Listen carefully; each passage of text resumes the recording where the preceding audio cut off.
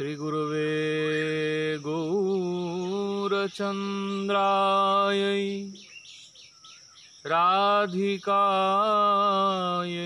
सदालये कृष्णाय कृष्णभक्ताय तद्भक्ताय नमो नमः।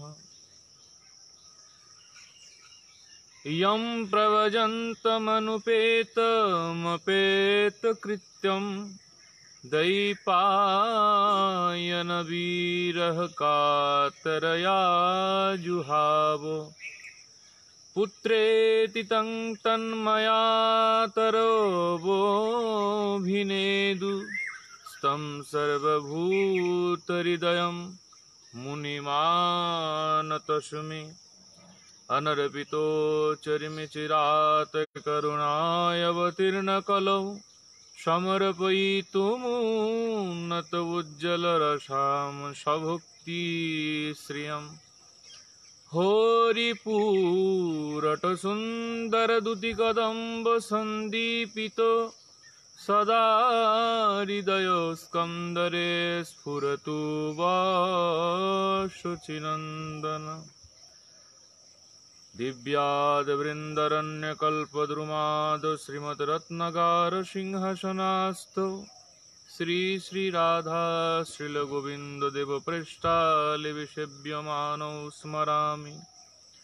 श्रीमान् रासरसारम्भी वंशीवटतटो स्थितो कर्षणवेणुशनै गोपी गोपीनाथ श्रियस्तु न। जय जय श्री राधारमण जय जय नवलोक किशोर जय गोपी चित चोर प्रभु जय जय माखन चोर। नीलाचल निवासाय नित्याय परमात्मने बलभद्र सुभद्राभ्याम श्री जगन्नाथाय ते नमः। श्री कृष्ण चैतन्य प्रभु नित्यानंद श्री अद्वैत गदाधर श्रीवासदि श्री गौर भक्तवृंद। हरे कृष्ण कृष्ण कृष्ण हरे हरे हरे राम राम राम हरे हरे। बोल वृंदावन बिहारी लाल की जय। श्री नीलाचल बिहारी लाल की जय। श्री नदिया बिहारी लाल की जय। जय जय श्री राधे जय जय श्री राधे जय जय श्री राधे श्याम। सर्वग्रे मुदियो श्री गुरुदेव नमोयम विष्णुपाद परिव्राजक आचार्य अष्टोत्तर शत श्री श्रीमद भक्तिवल्लभ तीर्थ गोस्वामी गुरु महाराजेर आतुल चरणे अनंत कोटि साष्टांग प्रणाम निवेदन करी एवं अहेतुकी कृपा प्रार्थना करी। परम गुरु पादपद्म नित्यलीला प्रविष्टयम विष्णुपाद परमहंस परिव्राजक आचार्य अष्टोत्तर शत श्री श्रीमद भक्तिद्वैत माधव गोस्वामी महाराजेर आतुल चरणे अनंत कोटि प्रणाम निवेदन करी एवं अहेतुकी कृपा प्रार्थना करी। परमेष्टि गुरुदेव नित्यलीला प्रविष्टयम विष्णुपाद परमहंस परिव्राजक आचार्य अष्टोत्तर शत श्री श्रीमद भक्ति सिद्धांत सरस्वती ठाकुर शिल प्रभुपदेर आतुल चरणे अनंत कोटि प्रणाम निवेदन करी एवं अहेतुकी कृपा प्रार्थना करी। परम सौभाग्य आज अत्यंत पवित्र दिन श्री श्री रथयात्रा। आपनादेर सकल भक्तदेरके श्री श्री रथयात्रा महोत्सवेर अनेक अनेक अभिनंदन अनेक अनेक शुभेच्छा। भक्तगण सकलेई आमरा এই रथयात्रार विषये अल्प विस्तर ज्ञात आछि। भगवान श्री जगन्नाथ देवेर रथयात्रा समग्र पृथिवीतेई पालन करा हय, किन्तु विशेष माहात्म्य हच्छे श्री नीलाचल पुरी धामेर। आमरा जानी भगवान श्री नीलाचलेते तिनि प्रकटित आछेन एवं तिनि प्रत्येक बछर এই आषाढ़ मासेर शुक्लपक्षेर द्वितीया तिथिते अर्थात আজকের এই দিবসে প্রত্যেক বছর ভগবান তিনি রথেতে আরোহণ করে ভগবান নীলাচল থেকে সুন্দরাচলেতে আসেন, শ্রীমন্দির থেকে গুন্ডিচা মন্দিরেতে আসেন। ভগবানের রথের এই উৎসব, 3টি রথেতে সাধারণত ভগবান আসেন। পূর্বে 6টি রথ ছিল, এখন বর্তমানে 3টি রথ আছে। এই রথেরও বিশেষ মাহাত্ম্য আছে।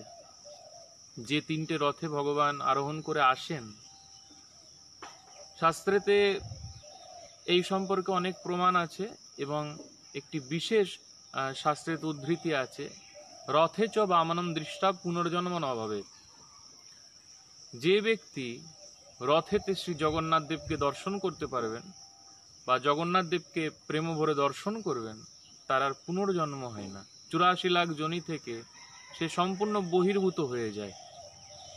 যে রথেতে ভগবান শ্রী জগন্নাথ দেবকে, শ্রী বলদেবকে, সুদর্শন জীবকে, সুভদ্রা দেবীকে যে দর্শন করেন, পুনর্জন্ম না ভাবে, তাকে আর 84 লাখ জনের মধ্যে পুনর্জন্ম তাকে নিতে হয় না, ইত্যাদি ইত্যাদি অনেক মাহাত্ম্য আছে। যদিও বা বৈষ্ণবদের লক্ষ্য পুনর্জন্ম পাওয়া বা জন্ম মৃত্যু চক্র থেকে চলে যাওয়া, এইসব আদি কিছু শুদ্ধ ভক্তের কোনো লক্ষ্য হতে পারে না। যে গোবিন্দের নিষ্কপট ভক্ত হবে, সে সবসময় গোবিন্দের সেবা কামনা করবে। জন্ম, জন্মান্তর ইত্যাদি কোনো শুদ্ধ ভক্তের কাম্য নয়। তবুও আজকে আমরা সেই লীলা রসকে আস্বাদন করব, যে কিভাবে জগন্নাথ দেবের রথযাত্রা মহাপ্রভু পালন করেছেন, কিভাবে মহাপ্রভু শ্রী জগন্নাথ দেবের রথযাত্রাতে নিত্য কীর্তন করেছেন এবং জগন্নাথজিকে কিভাবে আনন্দ প্রদান করেছেন।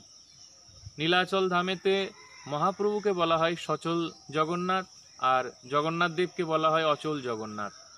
তো এই রথ হচ্ছে সেই ক্ষেত্র যেখানে সচল জগন্নাথের সাথে অচল জগন্নাথ দেবের মিলন হয়। তো আসেন আমরা সেই কথাই আস্বাদন করি।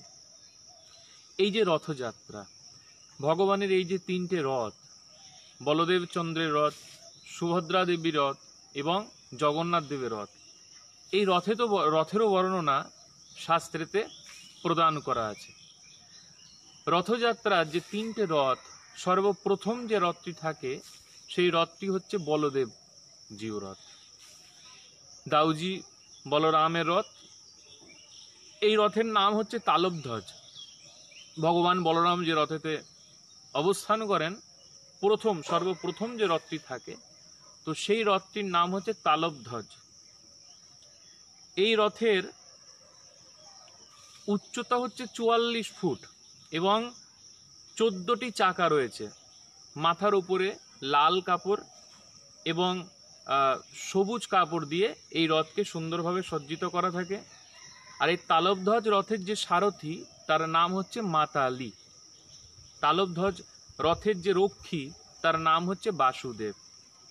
ভক্তগণ, রথের মাথায় যে পতাকা থাকে, বলরামের রথের মাথায় যে পতাকা থাকে, সেই পতাকার নাম হচ্ছে উন্নয়ানী। এবং রথের যে রশি থাকে, সেই রশির নাম হচ্ছে বাসুকি নাগ। এই বাসুকি নাগ হচ্ছে বলদেব চন্দ্রের সেই রশির স্বরূপ। বলভদ্রের রথেতে আরও 9 জন দেবতা থাকে। এদের মধ্যে কার্তিক, গণেশ, সর্বমঙ্গলা, মৃত্যুঞ্জয়, মুক্তেশ্বর। আর তালবধ্বজেও থাকে 4টি ঘোড়া। সর্বপ্রথম যে ভগবানের বলদেব চন্দ্রের যে রথ থাকে। আচ্ছা, এরপরে থাকে সুভদ্রা দেবীর রথ, যে রথের নাম হচ্ছে দর্পদলন। আর এই সুভদ্রা দেবী রথের উচ্চতা হচ্ছে 43 ফুট। রথেতে সুভদ্রা দেবী একা থাকেন না, ভগবানের যে সুদর্শন, সেই সুদর্শনও সুভদ্রা দেবীর সাথে অবস্থান করেন। এছাড়া রথেতে আছে সর্বমোট 12টি চাকা। সুভদ্রা দেবীর রথে 12টি চাকা। লাল এবং কালো কাপড়ে সাজানো হয় এই দর্পদলন রথ। দর্পদলনের সারথীর নাম হচ্ছে অর্জুন। দর্পদলনের মাথায় যে পতাকা থাকে, সেই পতাকার নাম হচ্ছে নদম্বিকা। এছাড়া এই রথের যে রশি আছে, সেই রশির নাম হচ্ছে স্বর্ণচূড়া নাগুনি। সুভদ্রা দেবীর রথেতেও 9 জন দেবতা থাকেন। তাদের মধ্যে চণ্ডী, চামুণ্ডা, বনদুর্গা, শুলি দুর্গা, শ্যামাকালী, মঙ্গলা, বিমালা। এবং এই সুভদ্রা দেবীর রথকেও টেনে নিয়ে যায় 4টি ঘোড়া। এরপরে আসে ভগবান জগন্নাথ দেবের রথ, যে রথের নাম আমরা জানি, কি নাম? নান্দি ঘোষ। ভগবান শ্রী জগন্নাথ দেবের রথের উচ্চতা হচ্ছে 45 ফুট, 45 ফুট উচ্চতা, এবং চাকার সংখ্যা হচ্ছে 16টি। লাল এবং হলুদ কাপড় দিয়ে সাজানো হয় ভগবান শ্রী জগন্নাথ দেবের এই রথ। আর নান্দি ঘোষ রথের যে সারথি, তার নাম হচ্ছে দারুক। ভগবানের আমরা জানি ব্রজলীলাতে দারুকের কথা। এই দারুক ভগবানের ক্ষমা করবেন, দ্বারকা লীলাতে তিনি সারথি ছিলেন। তো এক সময় আসলো, এই দারুকের সেবা দর্শন করে ভগবান তিনি এত প্রসন্ন হলেন, জগন্নাথ তাকে বর দিতে চাইলেন যে, হে দারুক, তুমি আমার কাছে বর প্রার্থনা করো, তুমি আমার যে সারথি হয়ে যে আমার সেবা করেছো, তো সেই সেবাতে আমি প্রসন্ন হয়েছি, তোমাকে আমি বর প্রদান করি, তোমার অভীষ্ট কি? তখন দারুক সজল নেত্রে ভগবানের কাছে প্রার্থনা করেছিলেন, হে দ্বারকাধীশ, আপনি আমাকে দয়া করে এই বর প্রদান করেন যেন আমি জন্ম জন্মান্তর আপনার সেবা করতে পারি। প্রভু, আপনার সেবা থেকে যেন কখনো বঞ্চিত না হয়। হ্যাঁ, আর এছাড়াও দারুক তিনি প্রার্থনা করেছিল, হে প্রভু, আমি যখন বিশেষ করে আপনাকে চামর ব্যঞ্জন করি, তো আমার এই নেত্র এত জল দ্বারা ভরে যায়, আপনাকে দর্শন করতে আমার বড় অসুবিধা হয়, আমার কষ্ট হয় প্রভু, যে আমার এই নেত্রতে এত জল চলে আসে এবং যেন শ্রাবণের ধারা চলে আসে আপনাকে দর্শন করতে করতে। তো প্রভু, আমার সমস্যা হয়, এতে আমার পীড়া হয়। তো আপনার যদি আমার উপর কৃপা হয় প্রভু, তো আপনি আমাকে এই কৃপাই করেন যেন আমার হৃদয়ের যে নয়ন আছে, সে নয়ন যেন উন্মিলন করে আমি আপনাকে দর্শন করতে পারি। হ্যাঁ, আর নিরন্তর যেন আপনার দর্শন রূপের সেই মধু পান করতে পারি প্রভু। ভগবানের কাছে দারুক। তো এই নান্দি ঘোষের যে সারথি, তিনি সেই দারুক। আর রথের মাথাতে যে পতাকা থাকে, সেই পতাকার নাম হচ্ছে ত্রৈলোক্য মোহিনী। এই রথেও 4টি ঘোড়া থাকে। জগন্নাথের রথের যে রশি, সেই রশির নাম হচ্ছে শঙ্খচূড়া নাগুনি। আর জগন্নাথ রথেতেও আরও 9 জন দেবতা থাকেন। তারা হচ্ছেন গিরিরাজ গোবর্ধন, শ্রীকৃষ্ণ, নরসিংহ, রাম, নারায়ণ, হনুমান, রুদ্র ইত্যাদি। আর জগন্নাথের রথেও একজন রক্ষী থাকেন। এই তো আমরা রথের সম্বন্ধে আস্বাদন করলাম। ভক্তগণ, এবার আমরা জানব যে মহাপ্রভু জগন্নাথ দেবকে কি রূপে দেখতেন। আপনারা জানেন, চৈতন্য চরিতামৃতে কবিরাজ গোস্বামীপাদ অনেক বর্ণনা করেছেন। শ্রী চৈতন্য মহাপ্রভু যখন নীলাচলেতে গিয়েছিলেন সন্ন্যাস গ্রহণ অন্তে, সেই সময় জগন্নাথকে যখন যখন দর্শন করতেন, মহাপ্রভু জগন্নাথকে কখনো জগন্নাথ রূপে দেখতে পেতেন না। ভক্তগণ, সকল ভক্তগণ তো জগন্নাথ দেবকে জগন্নাথ রূপে দর্শন করতে পারতেন, কিন্তু মহাপ্রভু তিনি জগন্নাথ দেবকে জগন্নাথ রূপে দর্শন করতে পারতেন না। মহাপ্রভু জগন্নাথকে শ্যামসুন্দর রূপে দর্শন করতেন। গোবিন্দের যে স্বরূপ, যে দ্বিভুজ আকৃতি, মুরলীধর, সেই স্বরূপে তাকে দর্শন করতেন। আর বিশেষ করে মহাপ্রভুর ভাব ছিল 100 বছর ব্রজেতে থেকে। আপনারা জানেন, ভগবান 11.5 বছর ব্রজলীলা গ্রহণ করেছিলেন এবং তারপর ব্রজ থেকে তিনি মথুরায় এসেছিলেন, মথুরা থেকে দ্বারকা। তো রাধারানী আদি গোপীগণ ভগবানকে ছেড়ে 100 বছর কাটিয়েছিলেন।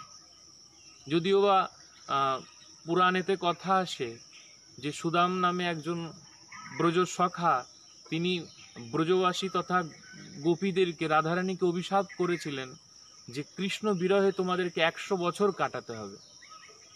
তো সেই বিরহের কথা আমরা আস্বাদন নাই বা করলাম, সেটি তো অনেক শ্রেষ্ঠ বস্তু, আর এইভাবে আস্বাদন করাও সম্ভব হয় না। তো বিশেষ করে আমরা যদি সেই সময়কার সেই ব্রজ থেকে সকল দ্বারকাবাসীরা বসুদেব, উগ্রসেন আদি তারা স্থির করলেন যে সূর্যগ্রহণেতে তারা কুরুক্ষেত্রেতে যাবে, যজ্ঞাদি করবে, দান ধ্যান ইত্যাদি করবেন। আর এদিকে ব্রজবাসীরাও যখন জানতে পারলেন যে দ্বারকাবাসীরা কুরুক্ষেত্রে আসবে, এবং শুধু তাই না, দ্বারকাধীশ সাক্ষাৎ কৃষ্ণ কুরুক্ষেত্রেতে আসবে, তো নন্দ বাবা সকল ব্রজবাসীদের কাছে ঘোষণা করলেন এবং সকলকে নিয়ে একত্রিত হয়ে নন্দ বাবা সকল ব্রজবাসী, রাধারানী, বৃষভানু রাজা, তারা সকলে মিলে কুরুক্ষেত্রেতে মিলিত হলেন, কুরুক্ষেত্রেতে আসলেন। নন্দ বাবা দর্শন করলেন ভগবানকে। অপূর্ব কথা, অদ্ভুত কথা। ভগবান ছুটে গিয়ে নন্দ বাবাকে প্রণাম করলেন, মা যশোদাকে প্রণাম করলেন। কৃষ্ণকে দেখে স্বভাবত মা যশোদার স্তন থেকে দুগ্ধ খরিত হতে লাগলো। সজল নয়নে সকলের সাথে সকলের মিলন হলো। রুক্মিণী আদি পাটরানীদের সাথে নন্দ বাবা মা যশোদার মিলন হলো। দেবকী দেবীকেও কখনো মা যশোদা পূর্বে দর্শন করেছিলেন না, তো দেবকীর সাথে যশোদার মিলন হলো। এইভাবে মিলন হচ্ছে। আর বিশেষ তাৎপর্যপূর্ণ, যে সময় রাধারানীর সাথে গোবিন্দের মিলন হয়েছিল, যে সময় গোপিকাদের সাথে গোবিন্দের মিলন হয়েছিল, রাধারানী গোবিন্দকে দেখছেন, রাধারানী গোবিন্দকে দেখে চিন্তা করছেন যে শ্রীরাধিকা কুরুক্ষেত্রে কৃষ্ণের দর্শন, যদ্যপি পায়েন তবু ভাবেন ওই ছন। রাধারানী যদিও বা গোবিন্দকে কুরুক্ষেত্রেতে সেই স্বরূপে দর্শন করলেন, কিন্তু রাধারানী ভাবতে লাগলেন। কি ভাবছেন? রাজবেশ হাতি ঘোড়া মনুষ্য গহন, কাহা গোপবেশ কাহা নির্জন বৃন্দাবন। সেই ভাব সেই কৃষ্ণ সেই বৃন্দাবন, যবে পাই তবে হয় বাঞ্ছিত পুরাণ, যবে পাই তবে হয় বাঞ্ছিত পুরাণ। রাধারানী গোবিন্দকে দর্শন করলেন, কিন্তু সেই ব্রজের যে নন্দনন্দন সেই রূপেতে পেলেন না। রাজবেশ, ভগবানের রাজবেশ, দ্বারকাধীশের রাজবেশ, হাতি ঘোড়া মনুষ্য গহন, প্রচুর প্রচুর দ্বারকাধীশের সাথে মনুষ্য, হাতি ঘোড়া, অস্ত্র শস্ত্র দ্বারা সজ্জিত সৈন্য। কাহা গোপ বেশ কাহা নির্জন বৃন্দাবন। রাধারানী ভাবছেন সেই গোপ বেশ কই, গোবিন্দের সেই গোপ স্বরূপ কই, সেই নির্জন বৃন্দাবনেতে মুরলীধর যেভাবে মুরলী বাজাতেন একা একা, সেই স্বরূপ কই। আর সেই ভাব সেই কৃষ্ণ সেই বৃন্দাবন, যবে পায় তবে হয় বাঞ্ছিত পূরণ। রাধারানী দ্বারকাধীশকে দর্শন করে তার হৃদয় সন্তুষ্ট হচ্ছে না, প্রসন্ন হচ্ছে না। 100 বছর পর গোবিন্দকে দর্শন করেছে, কিন্তু কোনো আত্মতুষ্টি নেই, কোনো সন্তুষ্টি নেই রাধারানীর চিত্তেতে। রাধারানী চিন্তা করছেন, আমি যদি সেই গোবিন্দকে পেতাম, আমি যদি সেই ভাবেতে সেই বেশেতে যদি আজকে আমি কৃষ্ণকে দর্শন করতে পারতাম, আর যদি আমি সেই বৃন্দাবন ধামকে পেতাম, তবে আমার বাঞ্ছিত পূরণ হতো, তবে আমার হৃদয় সন্তুষ্ট হতো। যদি সেই ভাব পেতাম, যদি সেই গোপবেশধারী কৃষ্ণকে পেতাম, আর সেই বৃন্দাবন ধামকে যদি পেতাম, তবেই আমার বাঞ্ছিত পূরণ হতো। রাধারানী এই চিন্তা করছেন। সেই তুমি সেই আমি সেই নব সঙ্গম, তথাপি আমার মন হরে বৃন্দাবন, তথাপি আমার মন হরে বৃন্দাবন। সেই তুমি হে গোবিন্দ, সেই তো তুমি আছো, আর সেই আমিও সেই রাধা আছি, কিন্তু সেই বৃন্দাবন ধাম নেই। সেই আমাদের নবসঙ্গম আছেন। মহাপ্রভু জগন্নাথকে দর্শন করে সেই কুরুক্ষেত্রের সেই ভাবেতে চলে আসতেন। মহাপ্রভু তো রাধারানীর ভাব নিয়ে জগতে এসেছিলেন। সেই কৃষ্ণ তিনি রাধা ভাবকে অঙ্গীকার করে এসেছিলেন। তাই যখন যখন তিনি জগন্নাথকে দর্শন করতেন, তখন তখন তিনি সেই ভাবের মধ্যে প্রবেশ করতেন যে তিনি কুরুক্ষেত্রেতে গোবিন্দকে দর্শন করছেন। কুরুক্ষেত্রের ভূমিতে রাধারানী গোবিন্দকে দর্শন করতেন। হ্যাঁ, তাই মহাপ্রভু যখনই জগন্নাথ দেবকে দর্শন করতেন, সেই ভাবেতেই তিনি দর্শন করতেন ভক্তগণ। অদ্ভুত কথা। আমরা জানি জগন্নাথ লীলাতে আসে, দ্বারকা লীলাতে জগন্নাথের স্বরূপের প্রকট হয়েছিল। ভগবান শ্রীকৃষ্ণ দ্বারকা লীলায় সর্বসময় রাধা রাধা রাধা রাধা বলে রোদন করতেন। প্রতিদিন রাত্রেতে গোবিন্দের নয়ন দিয়ে অশ্রু নির্গত হতো, অঝরে অশ্রু ঝরত। রুক্মিণী দেবী লক্ষ্য করতেন, কিন্তু রুক্মিণী দেবীর কাছে সেই সাহস ছিল না যে তিনি গোবিন্দের কাছে জিজ্ঞাসা করবেন যে হে প্রভু, আপনি প্রতিদিন প্রতি রাত্রে কেন রোদন করেন? দিন তো যেমন তেমন রাজকার্যেতে যেত, বিভিন্ন লীলাতে যেত, কিন্তু রাত্রিকালে গোবিন্দের সে রাধা বিরহ ভাব প্রকটিত হতো। অঝরে ভগবান প্রতিদিন সেই ব্রজের কথাকে স্মরণ করে, ব্রজ রানীর কথা স্মরণ করে প্রতিদিন গোবিন্দ তিনি রোদন করতেন। একদিনের কথা, রাত্রিবেলায় রুক্মিণী দেবী জল পান করবার জন্য উঠেছিলেন। জল পান করে যখন তিনি আসেন, তখন দেখছেন সেই প্রতিদিনের মতো গোবিন্দ আজকে রোদন করছেন। দুই নয়ন দিয়ে অশ্রু ঝরছে গোবিন্দ, আর মুখেতে কিছু একটা শব্দ উচ্চারণ করছেন। কিন্তু কি শব্দ উচ্চারণ করছেন রুক্মিণী দেবী স্পষ্টতা শুনতে পাচ্ছেন না। ভগবানের বক্ষেতে রুক্মিণী দেবী হস্ত স্থাপন করলেন। ভগবানের শরীরে কোনো চেতন নেই। অদ্ভুত সেই রোদন, শুধু দুই নয়ন দিয়ে অশ্রু ঝরছে, আর মুখেতে সেই শব্দ করে চলেছেন ভগবান। রুক্মিণী দেবী গোবিন্দের কাছে আরো নিকটে গেলেন, নিজের কর্ণ দিয়ে গোবিন্দের মুখের কাছে গিয়ে শুনবার চেষ্টা করলেন, হ্যাঁ, যে ভগবান তিনি কি উচ্চারণ করছেন, কি শব্দ উচ্চারণ করছেন। রুক্মিণী দেবী শুনলেন যে ভগবান তার শ্রীমুখ থেকে রাধে রাধে, হা রাধা, হা রাধা, হা রাধা, হা রাধা রানী বারবার বারবার করে এই দুই অক্ষর উচ্চারণ করছে, রাধা রাধা রাধা রাধা। রুক্মিণী দেবী আচম্বিত হয়ে গেলেন। রুক্মিণী দেবী সেভাবে কোনোভাবে তো সেই রাত্রি তো অতিক্রম করলেন, কিন্তু পরের দিন প্রভাতকালে রুক্মিণী দেবী তার সকল সখীদেরকে, সকল মহিষীগণকে একত্র করে জিজ্ঞাসা করতে লাগলেন। কালিন্দী দেবী বললেন, হ্যাঁ আমি চিনি এ রাধারানীকে, রাধা কে আমি তাকে চিনি।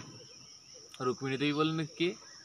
বলতেন ব্রজলীলায় ভগবানের শক্তি রাধারানী। ভগবানের অদ্ভুত অদ্ভুত লীলা এই রাধারানীর সাথে সংঘটিত হয়েছিল। রুক্মিণী, এই রাধারানীর সম্পর্কে যদি জানতে হয় তো ব্রজলীলায় অধিষ্ঠান করা কোনো ভক্তের কাছে আমাদের শুনতে হবে। রুক্মিণী দেবী চিন্তা করলেন কার কাছে শুনব। সত্যভামা দেবী বললেন বলদেবজির কাছে শোনা যাক। রুক্মিণী দেবী বললেন হায় হায়, খবরদার, দাউজিকে কেউ কিছু জিজ্ঞাসা করবা না, এই বিষয়ে তার কাছে কিছু জিজ্ঞাসা করবা না। তাহলে কার কাছে শুনবে?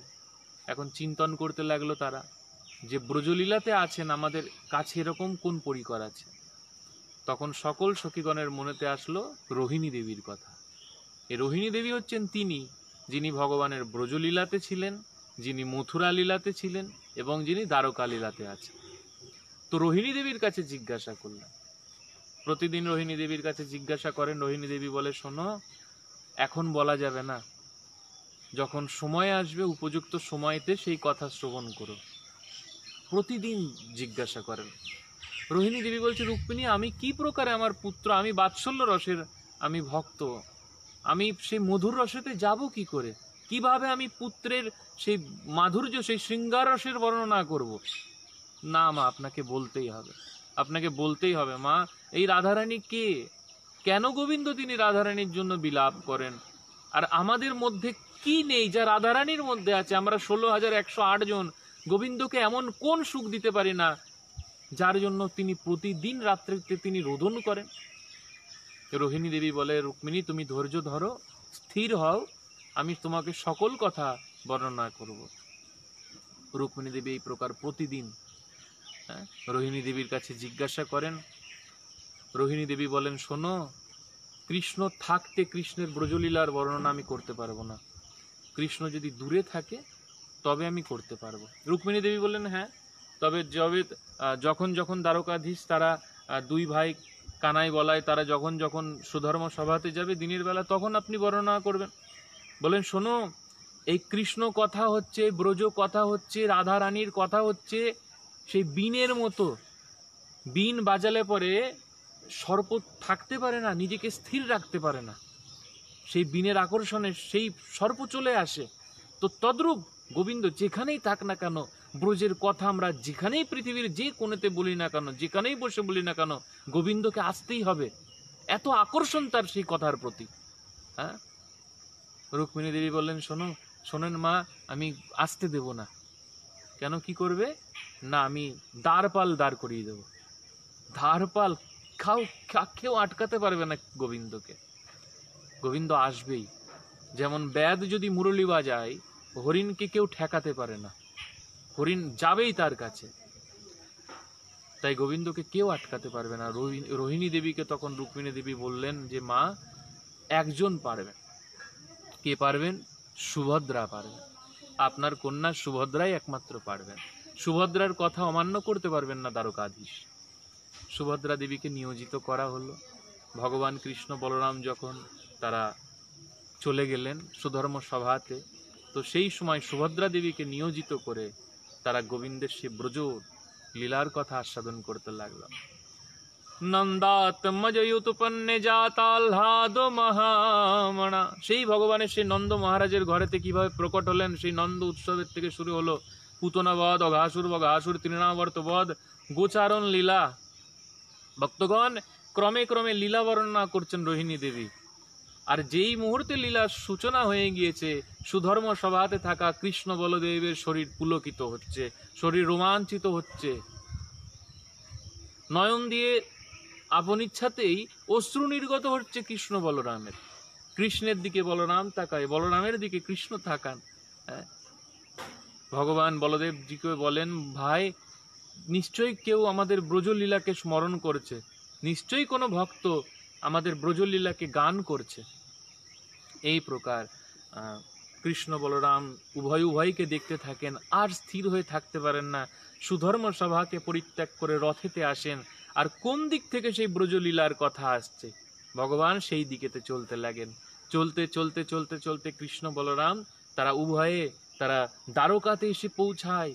বলদেব চন্দ্র বলছে, ভাই কানাই, নিশ্চয়ই দ্বারকাতে কোনো ভক্ত আমাদের কথা স্মরণ করছে, নিশ্চয়ই সে ব্রজলীলাকে কীর্তন করছে। আর ভগবান আস্তে আস্তে সেই কথাকে অনুসরণ করতে করতে করতে করতে নিজের কক্ষেতে পৌঁছে যান। আর ভগবান চিন্তা করেন, আরে এইখানেতে আমাদের কথা হচ্ছে। সেখানে প্রবেশ করতে যান, কিন্তু সুভদ্রা দেবী তো নিয়োজিত ছিলেন, তো সুভদ্রা দেবী গোবিন্দকে প্রবেশ করতে দেয় না। ভক্তগণ, গোবিন্দ তখন সেই স্থানেতে অধিষ্ঠিত হয়ে সেখান থেকে কান লাগিয়ে, বলরাম বলছেন, ভাই দেখ, এখানে দাঁড়িয়ে ভালোভাবে কথা শোনা যাচ্ছে, কথা আসছে এই অবধি। তো ভগবান সেই দেয়ালেতে কান লাগিয়ে সেখানেতে কথা শুনেছিলেন, সেই রাধারানীর কথা শুনেছিলেন, সেই ব্রজের শরীর কথা শ্রবণ করেছিলেন। ভগবান পিতা রাত্রি শরতৎফুল্ল মল্লিকা বিক্ষরন্তুম মনশ্চক্রে যোগ মায়ায়ুপস্থিতা। সেই রাসের কথা বর্ণনা করছেন রোহিণী দেবী। আর ভগবান কৃষ্ণ বলরাম তারা উভয়ে সেই শ্রবণ করছেন। আর ভক্তগণ, কৃষ্ণের কথা হচ্ছে, মন তো আকর্ষণ করবেন।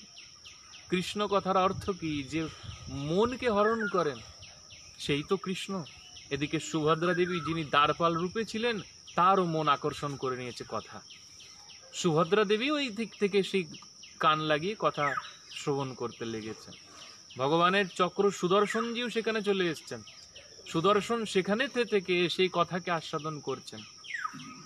রাস উৎসব সম্প্রবৃত্ত গোপী মণ্ডল মণ্ডিতা যোগেশ্বরেণ কৃষ্ণেন তাসাম মধ্যে দয়োর্দয়। ভগবানের সে রাস লীলার কথা বর্ণনা করছেন।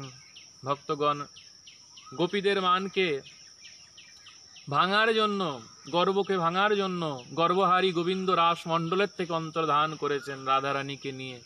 গোপীরা চারিদিকে গোবিন্দকে অন্বেষণ করছেন, সেই কথা রোহিণীমা বর্ণনা করছেন। তথা রাধারানীকে দেখছেন যে সেখানে রাধারানী যমুনার তটেতে পড়ে হা নাথ হা রমন কাশী কাশী মহাভুজ, কাশী কাশী মহাভুজ বলে রোদন করেছেন। এবং রাধারানীকে নিয়ে গোপীরা তারা সকলে মিলে গোপী গীত গান করছেন। রাধারানী প্রকৃতপক্ষে গোপী গীতের গান রাধারানী করেছেন, আর গোপীরা তো তার সাথে দোহার করেছেন। তো সেই গোপী গীত জয়তি তেধিকম জন্ম না ব্রজ শ্রয়ত ইন্দিরা সদত্রহি দ্বৈত দৃশ্যতাম দীক্ষুতাবকা স্তৈ বিচন্নতে স্তৈ ধৃতাস্যবস্তাম বিচিন্নতে। তো গোপী গীতের কীর্তন সেই ভাবকে স্মরণ করছেন, আর গোবিন্দ স্থির থাকতে পারছেন না। গোবিন্দের সারা শরীর স্তম্ভ, পুলক, শ্বেদ, অশ্রু নির্গত হচ্ছে। নয়ন দিয়ে গঙ্গা যমুনার ধারা বইছে গোবিন্দের, বলদেব, চন্দ্রের তথা সুভদ্রা আজির। ভক্তগণ সেই কথা আস্বাদন করতে করতে, সেই কথা শুনতে শুনতে এরপর গোপীরা রোদন করছেন। ইতি গোপ প্রয়াগন্তু প্রলপন্তশ্চ চিত্রধা রুরুদ্দু সুস্বরম রাজন কৃষ্ণ দর্শন লালসা তাসাম আবির্ভূৎসৌরি স্ময়মাণ মুখাম্বুজ पीताम्बरोधरो सृग्धि साक्षात मन्मथ मन्मथ। बोलो रास बिहारी लाल की जय, राधा रानी की जय।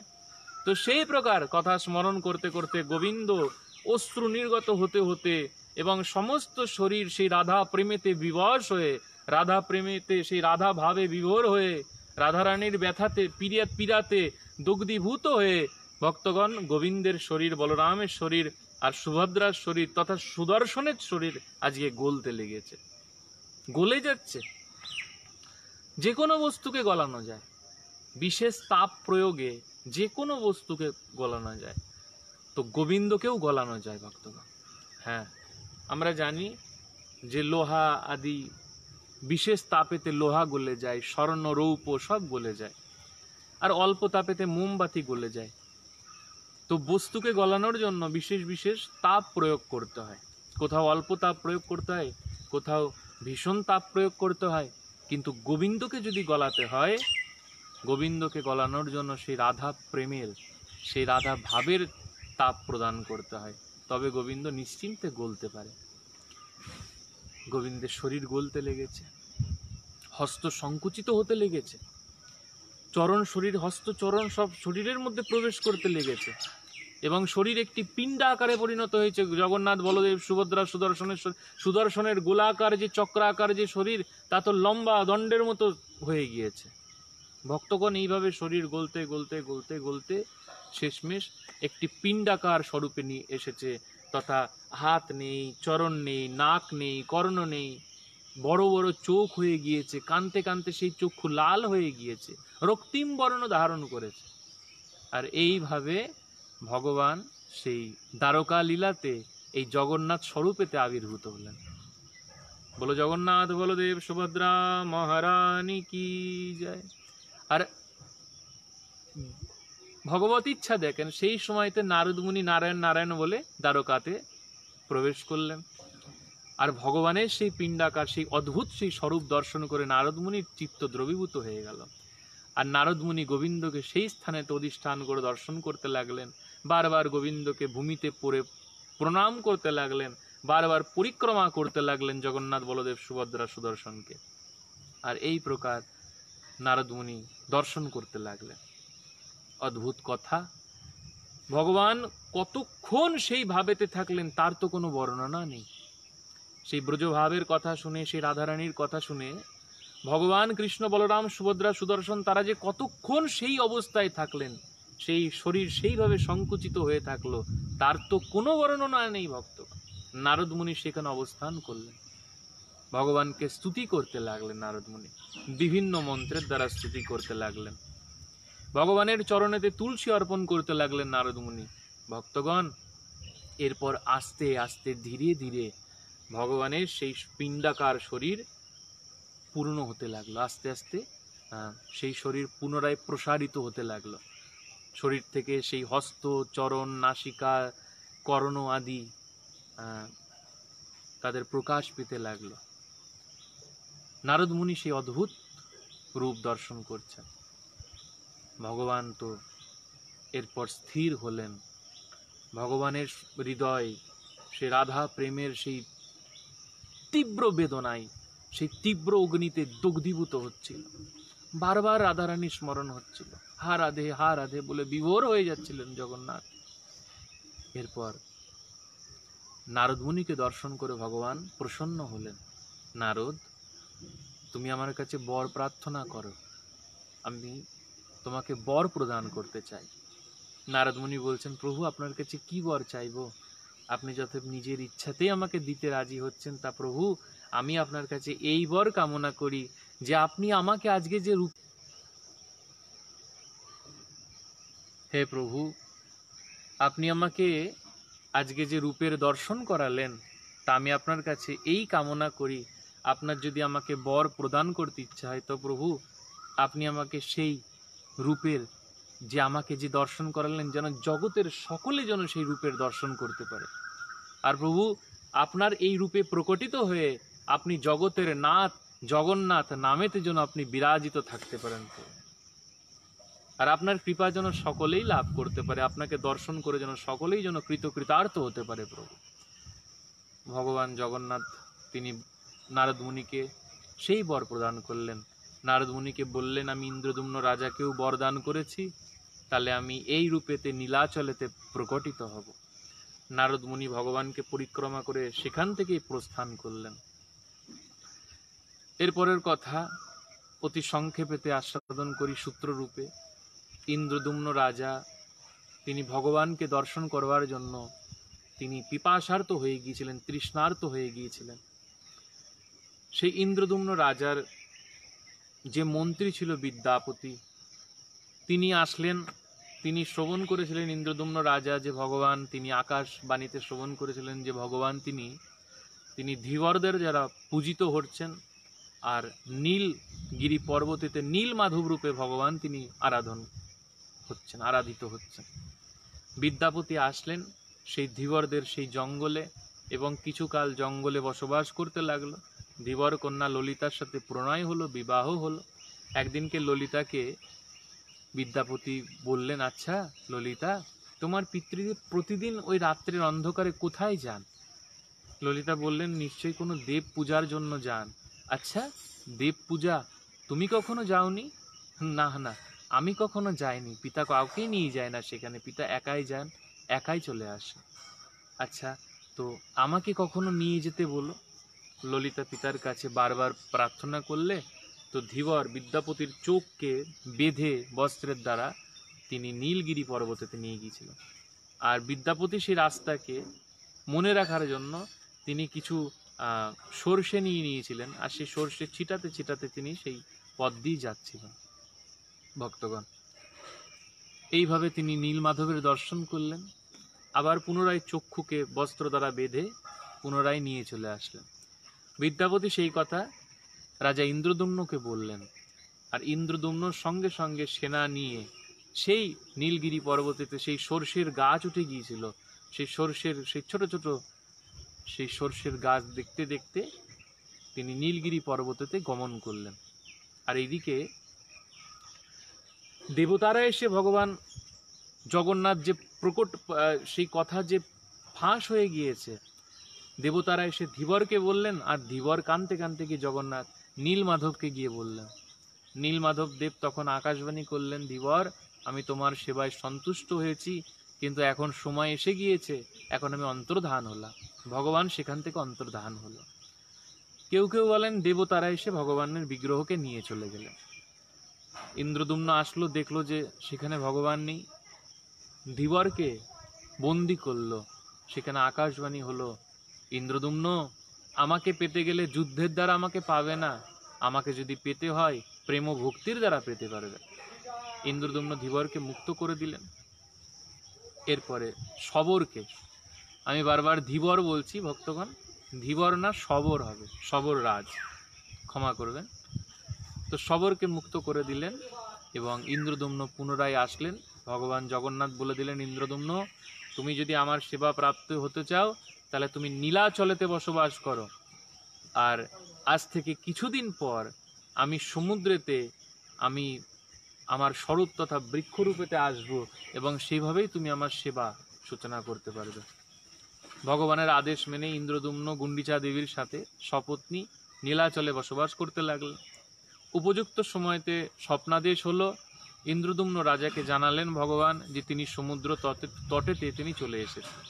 সমুদ্র তটেতে সৈন্য সামন্ত প্রজা আদি নিয়ে এসে মহারাজ ইন্দ্রদম্ন দেখলেন যে সেখানেতে বড় বড় বৃক্ষরূপে ভগবান আছে, সেখানে শঙ্খ চক্র গদা পদ্ম বিভিন্ন সেখানে চিহ্ন আছে। তো ভক্তগণ সেই রূপেতে সৈন্যদেরকে তুলতে বললেন, হাজার হাজার জন চেষ্টা করলেন, পারলেন না। স্বপ্নাদেশ করলেন ভগবান ইন্দ্রদম্নকে, ইন্দ্রদম্ন আমি যার জন্য এসেছি তাকেই আমাকে নিয়ে যেতে হবে। ইন্দ্রদম্ন রাজা আসলেন, সহজেই সেই বৃক্ষ তুলে নিজের ভবনেতে নিয়ে আসলেন। এখন কারিগর লাগবে, দক্ষ কারিগর লাগবে, যিনি দেব মূর্তি নির্মাণ করবেন, ভগবানের বিগ্রহ যিনি নির্মাণ করবেন। তো পৃথিবীর থেকে বড় বড় সব সুদক্ষ কারিগরদের আনা হলো, কিন্তু যারাই অস্ত্রাঘাত করতে লাগলো তাদের অস্ত্র ভগ্ন হতে লাগলো, কেউ এগোচ্ছেন না।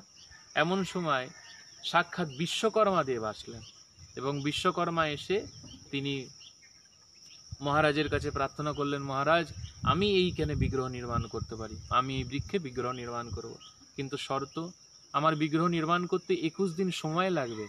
তা 21 দিন আমাকে একটি বদ্ধ ঘরেতে, একটি বদ্ধ কক্ষেতে থাকতে হবে, সেখান থেকে আমাকে যেন কেউ বিরক্ত না করে, আমার কাছে যেন কোনো শব্দ না আসে, আমার যে দ্বার সেই দ্বারকে যেন কেউ না খোলে।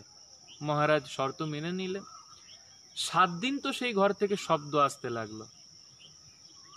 7 দিন ধরে বিশ্বকর্মার অস্ত্রের শব্দ আসতে লাগলো, কিন্তু 7 দিন পর থেকে আর কোনো অস্ত্রের শব্দ আসে না। মহারাজা চিন্তা করছেন কি ব্যাপার। গুন্ডিচা দেবী বারবার মহারাজকে বলছেন, মহারাজ সেই বৃদ্ধ হয়তো ক্ষুধা তৃষ্ণায় মারা গিয়েছে, হয়তো প্রাণত্যাগ করে দিয়েছে, আপনি আগে ঘরের দরজা খুলেন দেখেন কি অবস্থা তার। মহারাজ বলেন, না না, সে 21 দিন সময় চেয়েছে, 21 দিন পরে অবশ্যই খুলব। গুন্ডিচা দেবী বারবার বলেন, 14 দিন গেল, তবুও কোনো শব্দ আসে না। মহারাজ ইন্দ্রদম্ন বারবার তিনি যায়, বারবার ঘরের কাছে যায়, কিন্তু কোনো শব্দ আসে না। গুন্ডিচা দেবী বললেন, মহারাজ আর না, এবার আপনি দরজাকে দ্বারকে খুলেই দেন, আমার মনে হয় তিনি প্রাণ ত্যাগ করেছেন। এবার মহারাজ ইন্দ্রদম্ন আর না থাকতে পেরে যখন সেই দ্বারকে উন্মীলন করে দিলেন, ভক্তগণ অদ্ভুত দর্শন হলো। না কোনো কারিগর ছিল, না কারিগরের কোনো অস্ত্র শস্ত্র ছিল, সম্মুখেতে সেই গৃহের মধ্যে, সেই ঘরের মধ্যে ভক্তগণ জগন্নাথ বলদেবের এবং সেই স্বরূপে তারা বিরাজিত ছিল। দ্বারকাতে নারদমণিকে যেই স্বরূপ দর্শন করেছিলেন, হায় হায় হায় হায়, অনর্থ হয়ে গেল, অনর্থ হয়ে গেল। মহারাজ ইন্দ্রদম্ন বিলাপ করতে লাগলো, অপূর্ণ দেব মূর্তি হয়ে গেল, আমার বিগ্রহ পূর্ণ হতে লাগলো, পূর্ণ হতে পারলো না। আর সঙ্গে সঙ্গে আকাশবাণী হলো, ভগবান সাক্ষাৎ আকাশবাণী করলেন, ইন্দ্রদম্ন এটি অপূর্ণ বলো না, তোমার এই জগন্নাথ বিগ্রহ তো রাধা প্রেমেতে পূর্ণ, রাধা প্রেমেতে পূর্ণ তোমার এই জগন্নাথের বিগ্রহ। ভগবানের সেবা শুরু হলো। প্রথমে তো ইন্দ্রদম্ন নিজের ভবনেই জগন্নাথের সেবা শুরু করেছিলেন, কিন্তু পরে ভগবান তিনি প্রার্থনা করলেন ইন্দ্রদম্নের কাছে, ইন্দ্রদম্ন আমার জন্য মন্দির বানিয়ে দাও।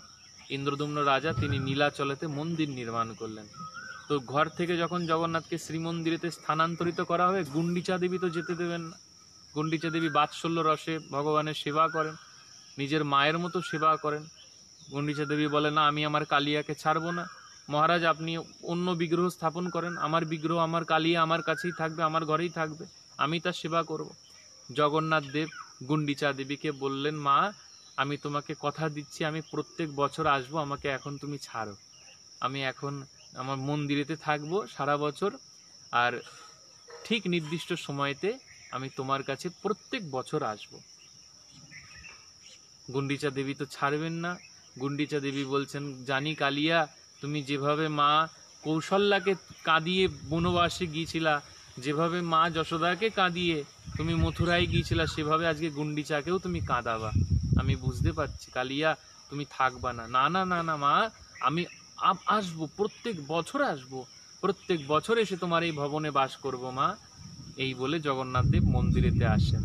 আর সেই লীলা থেকে জগন্নাথ দেব রথে আরোহণ করে প্রত্যেক বছর এই আষাঢ়ী শুক্লা দ্বিতীয়া তিথিতে ভগবান তিনি সুন্দরাচল অর্থাৎ গুন্ডিচা মন্দির থেকে, ইন্দ্রদুম্নের সেই ভবন থেকে তিনি ক্ষমা করবেন, নীলাচল পুরী মন্দির থেকে, নীলাচল থেকে তিনি সুন্দরাচলেতে আসেন। আর আজকের যে রথযাত্রা, এই রথযাত্রা চৈতন্য মহাপ্রভুর দৃষ্টিতে তা হচ্ছে দ্বারকা থেকে গোবিন্দ বা কুরুক্ষেত্র থেকে গোবিন্দ আজকে বৃন্দাবনেতে আসছেন।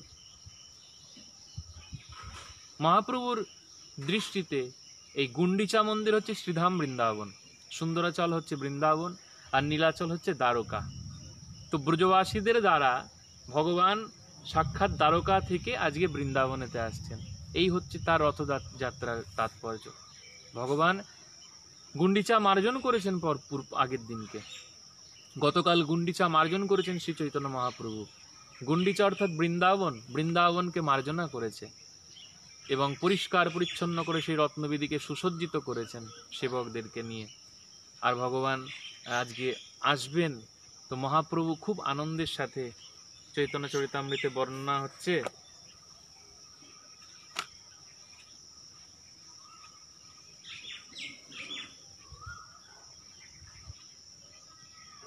মহাপ্রভু সব ভক্তদের সাথে মন্দিরেতে এসেছেন জগন্নাথ দর্শনে। পাণ্ডু বিজয় দর্শন করলেন মহাপ্রভু। পাণ্ডু বিজয় মানে জগন্নাথ দেবকে রথযাত্রার সময় মন্দির থেকে বের করে যে রথেতে নিয়ে আসা হয়, একে পাণ্ডু বিজয় বলা হয়। তো মহাপ্রভু সেই পাণ্ডু বিজয় দর্শন করলেন।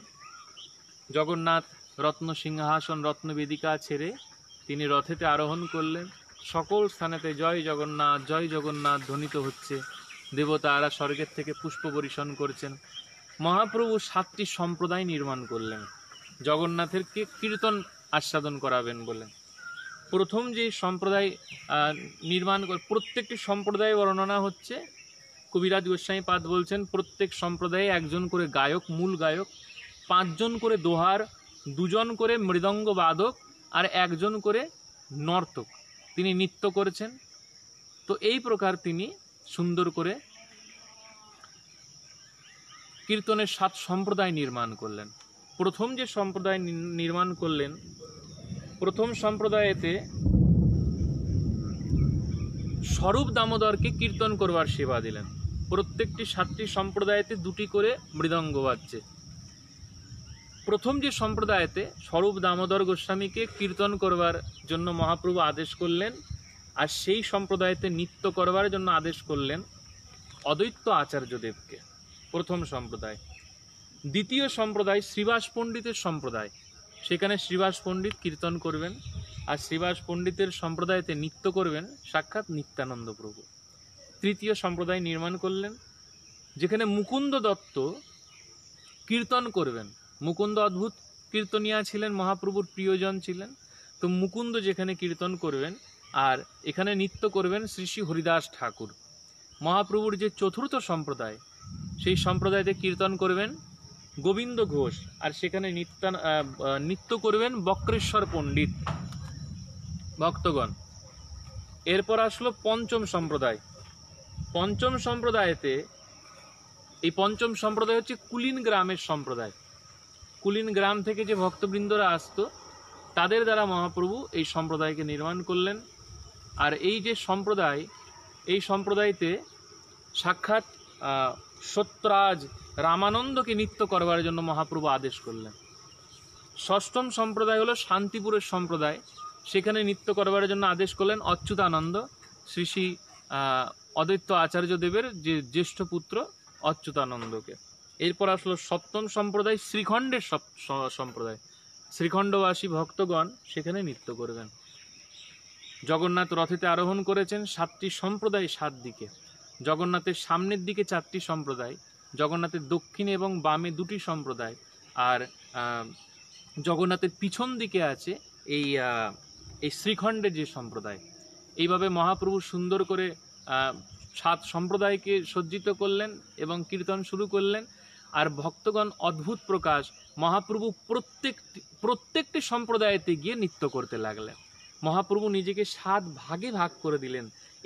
এই দর্শন একমাত্র প্রতাপরুদ্র করেছিলেন। প্রতাপরুদ্র যখন সেই কথা এসে যখন সার্বভৌম ভট্টাচার্যকে বলে, মহারাজ দেখেন আপনার মহাপ্রভু 7টি সম্প্রদায়ের মধ্যেই নৃত্য করেছেন, কোনো সম্প্রদায়কে তিনি ত্যাগ করেননি। প্রত্যেক সম্প্রদায় ভাবছে বাবা আজকে আমাদের কত আনন্দ, দেখো আজকে আমাদের সাথে মহাপ্রভু নৃত্য করতে চলে এসছে। প্রকৃতপক্ষে মহাপ্রভু প্রত্যেকটি সম্প্রদায়তে গিয়েছেন। সার্বভৌম ভট্টাচার্য বলে, মহারাজ আপনি এত কৃপা পাওয়ার জন্য এত লালায়িত হচ্ছেন, গৌর তো আপনাকে কৃপা করে দিয়েছে, মহাপ্রভু আপনাকে কৃপা করে দিয়েছে। এইভাবে মহাপ্রভু রথযাত্রা উৎসব পালন করতেন। জগন্নাথ মহাপ্রভুর কীর্তন দেখে হর্ষিত হয়ে যেতেন। এখানে বলছেন, 7 ঠাই বুলে প্রভু হরি হরি বলি, জয় জয় জগন্নাথ কহে হস্ত তুলি। হ্যাঁ, কীর্তন দেখিয়া জগন্নাথ হর্ষিত, কীর্তন দেখেন রথ করিয়া স্থগিত। রথকে দাঁড় করিয়ে ভগবান অচল ব্রহ্ম সচল ব্রহ্মের নৃত্য দেখছেন। আর জগন্নাথ দেবকে মহাপ্রভু প্রণাম করছেন। নম ব্রহ্মণ দেবায় গোব্রাহ্মণ হিতায় চ জগদ্ধিতায় কৃষ্ণায় গোবিন্দায় নমো নমঃ। জয়তি জয়তি দেব দেবকী নন্দন হসৌ, জয়তি জয়তি কৃষ্ণ বৃষ্ণিবংশ প্রদীপ, জয়তি জয়তি মেঘ শ্যামল কমলাঙ্গ, জয়তি জয়তি পৃথ্বী ভারনাশ মুকুন্দ। বিভিন্ন মন্ত্র দ্বারা, জয়তি জননিবাস দেবকী জন্মবাদ আদি মন্ত্রের দ্বারা জগন্নাথকে বন্দনা করেছেন এবং মহাপ্রভু অদ্ভুত নৃত্য প্রকাশ করছেন জগন্নাথ দেবের সম্মুখে। এক এক দন্তের কম্প দেখি লাগে ভয়, লোকে জানে দন্ত সব খসিয়া পড়য়। মহাপ্রভু 2 বাহু তুলে জয় জগন্নাথ জয় জগন্নাথ বলতে বলতে বলতে বলতে মুখ থেকে শুধু জ জ গ গ জ জ গ গ। হ্যাঁ, মহাপ্রভু অদ্ভুত নৃত্য করেছেন। সর্বাঙ্গে প্রস্বেদ ছুটে তাতে রক্তোদ্গম, যজ গগ যজ গগ গদ গদ বচন, জলযন্ত্র ধারা যেন বহে অশ্রু জল, আশপাশ লোক যত ভিজিল সকল। আশেপাশে যত ভক্তরা ছিল, যেরকম বর্ষা হলে পরে সবাই ভিজে যায়, মহাপ্রভুর নয়নের 2 নয়নের অশ্রু দ্বারা সবাই একদম সিক্ত হয়ে গেল। ভক্তগণ, দেহকান্তি গৌর প্রভু দেখি অরুণ, কভুকান্তি দেখি যেন মল্লিকা পুষ্প সম, কভু স্তব্ধ কভু প্রভু ভূমিতে পরয়, শুষ্ক কাষ্ঠ সমহস্ত পদ না চলয়, কভু ভূমি পরে প্রভু, কভু হয় শ্বাসহীন, যাহা দেখি ভক্তগণের হয় প্রাণক্ষীণ, কভু নেত্র নাসা জল মুখে পড়ে ফেন, অমৃতের ধারা চন্দ্র বিম্বে পড়ে যান, সেই ফ্যান লইয়া শুভানন্দ কইল পান, কৃষ্ণ প্রেমে মত্ত দেহ বড় ভাগ্যবান, এই মতো তাণ্ডব নৃত্য করি কতক্ষণ, ভাব বিশেষে প্রভুর প্রবেশিল মন। স্বরূপ দামোদর গোস্বামী পাদকে বলল, স্বরূপ কীর্তন করো। স্বরূপ দামোদর পাদ গোস্বামী তিনি কীর্তন করতে লাগলেন, সেই তো পরানো নাথ পাইনু, যাহা লাগি মদন দহনে ঝুরি গেলু, সেই তো পরানো নাথ পাইনু। মহাপ্রভু আনন্দেতে নৃত্য করেছেন। গৌর যদি পাছে যায় শ্যাম হয় স্থির। মহাপ্রভু যদি রথের পিছনে গিয়ে নৃত্য করেন তো জগন্নাথ তিনি দাঁড়িয়ে যাচ্ছেন। গৌর আগে চলে, শ্যাম চলে ধীরে ধীরে। আর গৌর যদি আগেতে নৃত্য করতে করতে যান তো জগন্নাথ দেখতে দেখতে দেখতে দেখতে যান। এই মতো গৌর শ্যাম করে ঠেলা ঠেলি, শরৎ শ্যামেরে রাখে গৌর মহাবলী। নাচিতে নাচিতে প্রভুর হইল ভাবান্তর, হস্ত তুলি শ্লোক পরে করি উচ্চস্বর, যো কৌমার হরস এব হি বরস্তা এব চৈত্রক্ষপা, স্তেচন মিলিত মালতি সুরভয় পৌরা কদম্ব নীলা, সা চৈবাস্মি তথাপি তত্র সুরত ব্যাপার লীলাবিদৌ, রেবা রোধসী বেতসী তরু তলে চেত সমত কণ্ঠতে। এই শ্লোকের মহিমা আছে। মহাপ্রভু এই শ্লোক পাঠ করতেন রথের সম্মুখেতে। তো এই শ্লোকের মাহাত্ম্য একমাত্র স্বরূপ দামোদর গোস্বামী পাদই বুঝতেন, আর কেউ বুঝতেন না। রূপ গোস্বামী পাদ যখন বৃন্দাবন থেকে পুরীতে আসলেন তো এই শ্লোকের অনুরূপ শ্লোক তিনি রচনা করে দিয়েছিলেন। তো প্রিয় স্বয়ং কৃষ্ণ সহচরী কুরুক্ষেত্র মিলিত, সতাহম স রাধা তদিত মুভত সঙ্গম সুখম, তথা পন্ত খেলান মধুর মুরলি পঞ্চ মজুষ মনমে কালিন্দি পুলিন বিপিনায় স্পৃহয়তি। হ্যাঁ, তো এই শ্লোক রচনা করে রথের থেকে এসে হরিদাস ঠাকুরের সাথে সিদ্ধ বকুলে ছিলেন, তো সেখানেতে চালেতে গুজে রেখে দিয়েছিলেন তাল পাতায় লিখে। মহাপ্রভু যখন আসেন হরিদাস ঠাকুরের সাথে শ্রীরূপ গোস্বামীর সাথে মিলিত হবার জন্য, তো মহাপ্রভু সেই শ্লোক যখন পান হাতে, সেই তালপাতার থেকে নিয়ে সেই শ্লোক যখন পাঠ করেন, মহাপ্রভু সেখানে রাধা ভাবেতে বিভোর হয়ে গিয়েছিলেন। স্বরূপ দামোদর গোস্বামী পাদকে দেখান, স্বরূপ দামোদর বলে, প্রভু আপনার নিশ্চয়ই আপনার কৃপা, প্রচুর পরিমাণে কৃপা রূপ গোস্বামীর উপরে আপনি কৃপা দৃষ্টিপাত করেছেন, সেই কারণেই রূপ গোস্বামী পাদ তিনি এই আপনার এই অন্তরের কথা বুঝতে পেরেছেন। যে কুরুক্ষেত্রেতে রাধারানী মিলিত হয়ে গোবিন্দকে যেমন বলেছিলেন না, যে সেই গোবিন্দ তুমি আছো, সেই আমি আছি, কিন্তু কুরুক্ষেত্রেতে সেই যমুনা নেই, কুরুক্ষেত্রে সেই বৃন্দাবনের ভূমি নেই, তাই যতই তোমাকে দেখছে না কেন আমার মন আজকে মোহিত হচ্ছে না, কারণ আমার মন তো বৃন্দাবন হরণ করে রেখে দিয়েছে। বৃন্দাবনে আমার ঘর, সেই বৃন্দাবনেতে তুমি যদি চরণ দাও, সেই বৃন্দাবনেতে যদি তোমাকে একবার দেখতে পেতাম গোবিন্দ, তবে আমার হৃদয় তৃপ্ত হয়ে যেত। এই প্রকার রথের লীলা মহাপ্রভু করেছিলেন। নৃত্য করতে করতে রথকে নিয়ে বলগণ্ডিতে আসেন। বলগণ্ডিতে এসে জগন্নাথ বল্লভ উদ্যানেতে মহাপ্রভুকে নিয়ে যাওয়া হয়। প্রথম বছর তো প্রতাপ রুদ্রকে কৃপা করেন মহাপ্রভু, জগন্নাথের ভোগ লাগানো হয়, সেই ভোগ আস্বাদন করেন ভক্তদের সাথে, এবং জগন্নাথ দেবকে নিয়ে গুন্ডিচা মন্দিরেতে নিয়ে জগন্নাথ দেবকে মন্দিরেতে প্রবেশ করিয়ে দিয়ে মহাপ্রভু সেখান থেকে নৃত্য করতে করতে ভক্তদের সাথে পুনরায় গম্ভীরায় আসে। অদ্ভুত কথা, এই কথা কখনো শেষ হওয়ার মতো না। এ কথা আমাদের আস্বাদন করতে হবে, অনুভব করতে হবে, লীলাকে দর্শন করতে হবে মানসে। আর সকলকে অনেক অনেক ধন্যবাদ, সকলকে অনেক অনেক রথযাত্রার প্রীতি শুভেচ্ছা। সবাইকে জয় জগন্নাথ, রাধে রাধে, হরে কৃষ্ণ।